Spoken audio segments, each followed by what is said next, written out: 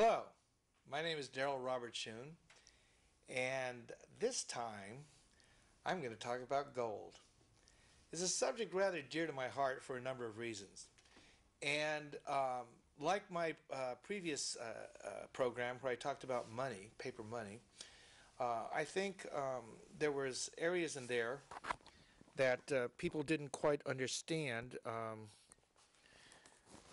about money that we talked about, Sichuan, Bank of England, etc., etc., etc. All right? And this time we're going to talk about gold, and I hope to enlighten you with a few things that you didn't know about gold and money before this show. On the last show, we talked about how the Bank of England really had established a fraud with money, that they issued paper money based on the fact that that money was redeemable or backed by gold and silver, and it wasn't. It was what they call a fractional reserve system. They had a fraction of the amount of paper money really there in gold and silver. And this wasn't something that they had thought up. The Chinese had done the same trick for hundreds of years. The first paper money was issued by the Sung dynasty, and it was backed by 29% gold and silver. All right? And so, in fact, I'm not sure what the exact number that the British had, but it was supposed to be around 40%. All right. Now, whether we know this is true or not, we will never know. I mean, we know what they say, and bankers are notorious liars. That's why they are so careful to go over and look at your loan applications, because they suspect you of lying, because they do it all the time. It's a confidence game. Well, what happened is that Britain, England, just built an empire on this phony money of theirs, all right, extending it out and, they bought up the world, essentially, until they couldn't absorb China, they couldn't absorb Russia, and they started collapsing. Their empires started falling apart. And so the bankers, it was like a parasite, they needed another host, all right? And so the host that they found was one that they understood. It was the United States. It was the country that got away from England. All right? Well, what they did was, in 1913, they established the same banking system in the United States that they had established in England in 1695. It was a central bank that issued debt-based money, paper money issued as loans. Issued as loans. All right? Previous to central banking, money was based on savings, gold and silver. Now, what they did a hybrid. They said, oh yes, it's based on gold and silver. Our money is. But we're going to issue it to the country and to the business people as loans. All right? This had never been done before. In fact, before the experiment in England, usury, which is charging the interest on the loaning of money, was considered a sin by the Catholic Church, was absolutely outlawed by the Muslims, and only slightly tolerated by the Jews. In the Talmud, it said you cannot loan money at interest to other Jews. And the Jews took this to mean, well, what about the Goyim? I mean, now we found a purpose for them. We can loan them money. Well, eventually they loaned everybody money. But this is what happened. This is how important what the Bank of England did. It changed history. It changed the world. All right? And so they came to the United States. They put up their little con game called the Federal Reserve Bank. It's a confidence game based on paper money, allegedly good as gold and silver, issued in the form of loans. Now, the reason why they do it is very simple. The reason why the governments allowed them to do it is simple. The governments could borrow all the money they wanted, spend all the money they wanted, and they never paid the interest anyway. It was all taxation on the people. So you had politicians able to spend money they didn't have. You had a populace that didn't control what was spent, that ultimately had the burden of paying off the debts accrued with the central banking system based on loaning of money. Well, so the United States took the same system of central bank that England had. The bankers, the parasites, found another host called the United States in 1913 and put the United States on the same debt-based money system that England had been on for 200 years. All right? Well, what happened here was this. It was very, very interesting. Like the English, bankers. Two things were important. One, you had to be very careful not to print so much money that you would get hyperinflation, which was this phenomenon that destroyed 5 Chinese dynasties from the year 1000 to 1600. And as I said in the last program, the Chinese invented paper money, 5 dynasties used paper money, and 5 dynasties collapsed from hyperinflation from the overprinting of paper money. In 1661, the Qing dynasty outlawed all paper money. 35 years later, Bank of England came up with their own version of paper money, but their leverage was not necessarily just to keep printing more paper money. Their leverage was to keep the printing of money, to leverage it out, but they were going to make money on the loaning of the paper money. So you see that the bankers in England had a different intent than the governments in China. The governments in China wanted to keep printing paper money so they could buy what they didn't have. The bankers in England had a vested interest in keeping the paper money within certain reasonable bounds so that money would not become worthless. They wanted that money to retain the confidence of the people so they could keep living off the interest on money that they created out of thin air. Okay? I mean, you may not know it, but if you buy a house for $200,000 and get a 30-year mortgage on that house, you're going to pay $200,000 plus $500,000 in interest. That's where the banks make their money. They make their money receiving an income on money they never loaned you in the first place. You had to go out and work all those years to pay back, over the life of a loan, a 30-year loan, to pay back not only the $200,000, but an extra $500,000 in interest over the 30-year life of that loan. That's where the bankers make their money. So it was in the bankers' interest to keep that money, quote, sound. Because they knew if they didn't keep that money sound, if the governments printed too much money, the game would blow up, as it had in China for 500 years. Bankers are not stupid. They're merely greedy. And so it was in their best interest to keep that money printing within bounds. And the way they also needed to keep the confidence going. Because if all of a sudden people lost confidence in their money, they would just flip out. That money they would know it was worthless. So they needed to keep that money redeemable. So people could walk in, exchange their money for real gold and silver. Because they knew paper by itself was just a piece of paper with printing on it. Unless you could exchange that piece of paper for something of value, it was basically a coupon. Well, the British, being the conservative people they knew, kept this game going for 250 years. They started it in approximately 1695, and they ran it into probably the 20th century, the early 1900s, when the whole world went to war.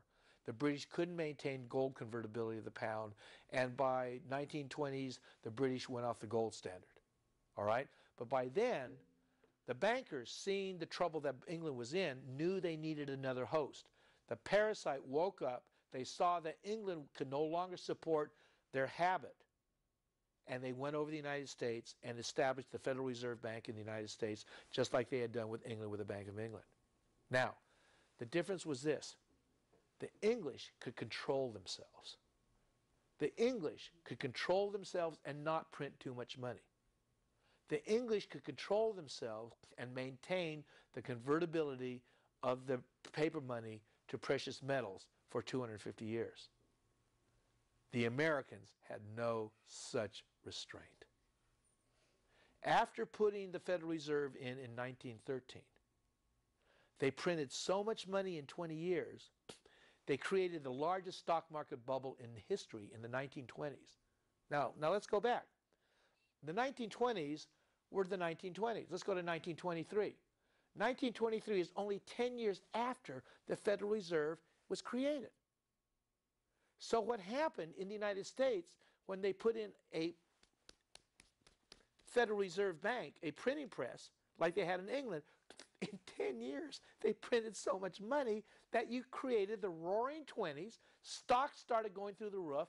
Everything got so much more expensive. The place went nuts with betting. And in 20 years after you had started the Federal Reserve, the whole thing had collapsed into what was called the Great Depression. This is what Americans did with England's golden goose. They stuffed it and they blew it up in 20 years. All right? Destroyed the goose. Blood was everywhere. Feathers was everywhere. The place was in shambles. All right? Well, they were lucky. They were really lucky. What saved the United States wasn't FDR and his social programs, though it really helped. It really helped keep people from total starvation. But FDR didn't save the American capitalism, system of capitalism started by the British. Adolf Hitler did. Adolf Hitler didn't intend to save the capitalist system. He wanted to run the world. So, out of the depths of his own depression, he put Germany on a war footing and started knocking over the world. The Japanese joined in, and we had a World War II that destroyed all the productive capacity on the planet by the time it was over. We went back to zero, folks. We went to zero. But where did we go to zero from? We went to zero from minus. All right? Before the war, we were in the hole. We were in the world's first Great Depression. So when they blew up the planet with war, with bombs, with destruction, it took us back to zero. All the debts were done. I mean, who owed? It was zero. We zeroed it out. Now, and not only did that happen, the United States had everybody's gold. Why? The war was not fought in America. It was fought on Europe, and it was fought in Asia. And at the end of World War II, Asia and Europe were like war casualties, missing limbs, arms, all right? And the United States was untouched. And not only were we untouched, everybody paid us for their warfare. We had everybody's gold. By the end of World War II, the United States had 75% of the monetary gold in the world. And we were untouched. That's why the United States was so powerful for the next 40 years. All right? But the truth was, we hadn't learned anything from blowing up the goose in 20 years. Once we had the Federal Reserve, in 10 years we printed so much money, we started the biggest stock market bubble in history. And 10 years after that, 1933, when the bubble burst, the whole world was in a depression. All right? We didn't learn squat. We emerged, the United States, not we. Obviously, it ain't me.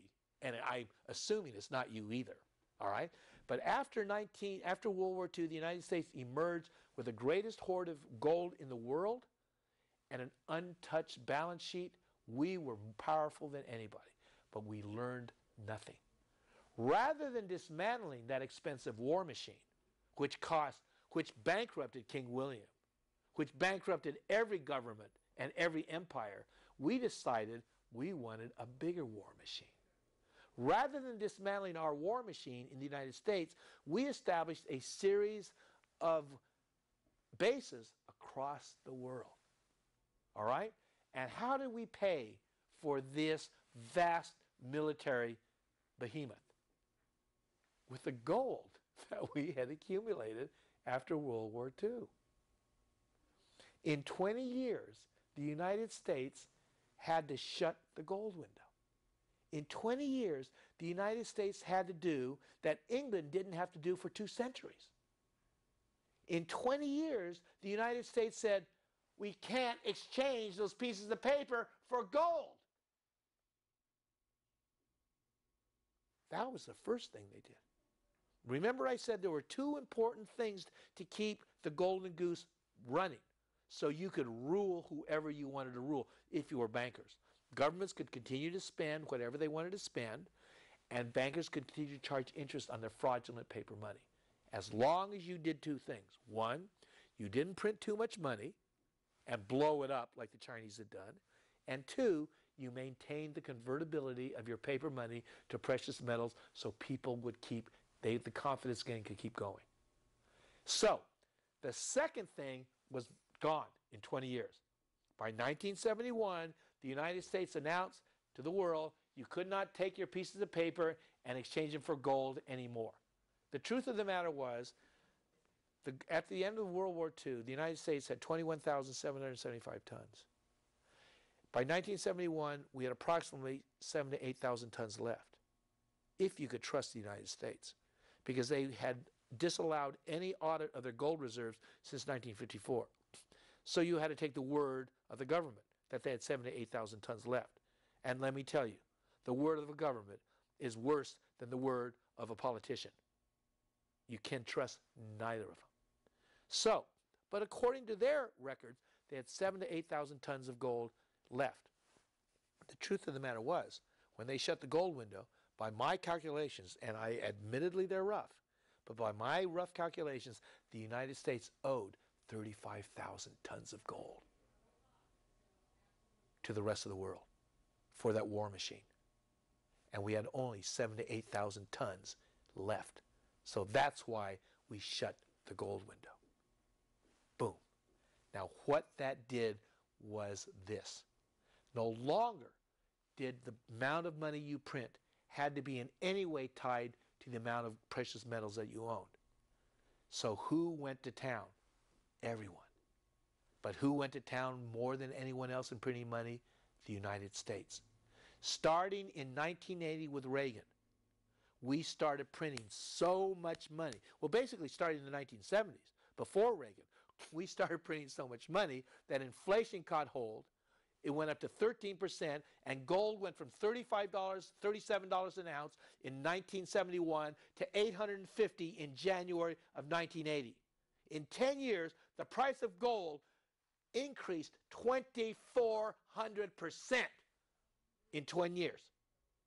All right? So what we did then, we did the two things that the British knew you couldn't do if you wanted to keep the scam going. You had to keep money printing in check, and you had to keep the convertibility of gold and silver to paper money. Within 20 years after the end of World War II, we ended the convertibility of paper money to gold and silver, and by so doing allowed all governments, but especially the United States, because our money was a world reserve currency. We could print money ad infinitum, and we have. We have. After that, our balance of trade went nuts. Because if you could buy all the oil you wanted by printing paper and not having to exchange any gold for that, buy more. If you could buy the manufactured goods out of Asia by printing paper and not have to exchange that paper for gold and silver, buy more. And we did. And we did. Now, what happened is, everybody is on that ice that we created. We are in the most dangerous era that the world has ever been in. Because now we've got the same situation that the Chinese faced with 5 different dynasties. Excessive money printing. We've primed the pump. We've got the whole world in the same situation that China encountered over 500 years. Excess money printing leading to inflation, hyperinflation, the destruction of the currency, the collapse of the dynasty. That's where we are now. That's exactly where we've gotten to. And the money's gone. Now, I was going to talk about gold, and I will. But that's why gold was valuable. Now, what happened is that the bankers didn't want gold. Once they cut the link with paper money and gold shot to $850, they knew that they had to control gold. because if paper money became worthless, gold was going to indicate that it wasn't worth squat. So what they decided to do was fix the thermometer, and they did. Between 1981 and 2000, the central bankers drove down the price of gold. Now, in those 20 years, the annual production of gold was 3,500 tons a year. They were mining 3,500 tons of gold out of the earth, average, during those 20 years. All right? There was each year, however, 5,000 tons of gold were sold. All right? So you're running a shortfall of, what, 30%? Now, let's say for 20 years, you were running a shortfall of grain for 20%. If that were true, you couldn't afford a loaf of bread after 5. Do you see what I'm saying? You were running a 30% deficit from production to sold. And yet, gold, the most precious commodity in the world, got cheaper and cheaper and cheaper and cheaper. The reason why was the United States, England, and all the countries were taking what gold they had left, loaning it to banks at 1%, because the banks made money. And the banks sold the gold on the open market, driving down the price of gold. That's what selling gold on the market does, or any commodity. If you want to drive down the price of grain, sell a bunch of grain into the market. If you want to drive down the price of light bulbs, manufacture a bunch of light bulbs and sell them into the market. All of a sudden, the price of light bulbs is going to drop. Well, that's what they did with gold. Drive it down, drive it down, drive it down, and drive it down, and they did until 2001, and gold started rising. Now, what they have done since then is they further manipulated it. I want to show you something here of what happens when they on the London price of gold. We have a chart, all right?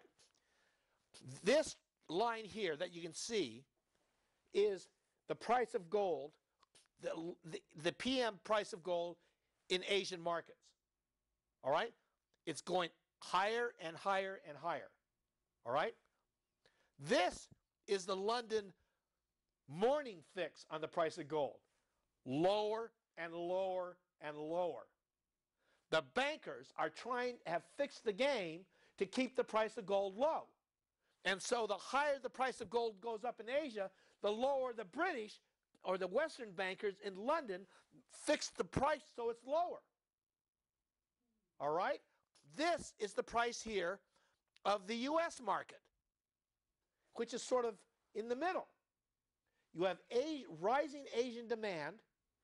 You have a fixing of the lower price in London, and it's a war between two powerful forces over gold.